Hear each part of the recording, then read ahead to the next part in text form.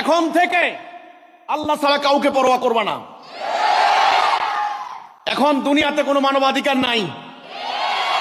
তোমাদেরকে একমাত্র বাঁচাইতে পারে আল্লাহ।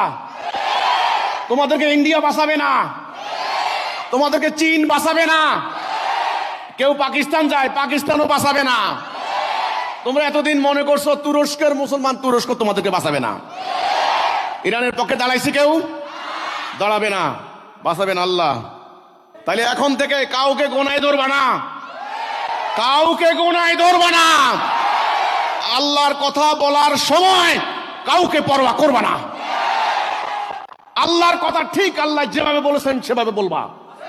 কোনো কথা গোপন করবা না, কোনো কথা টুইস্ট করবা না, ঠিক হুবহু।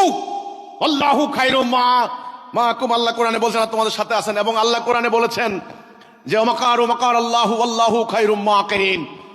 আল্লাহর সাথে রাজনীতি করবা না, বলে দিলাম। আল্লাহর সাথে যদি রাজনীতি করো আল্লাহ একেবারে ঠিক মতো রাজনীতি করে দিব। আল্লাহর সাথে রাজনীতি কেউ করবা না, যেটা সত্য সত্য বলবা। আর যারা জান মাল দেবে সত্যিকার অর্থে ওদেরকে নিয়ে লড়াই করবা। কোন ভীতু কাপুরুষ কাউকে দলে জায়গা দিবা না।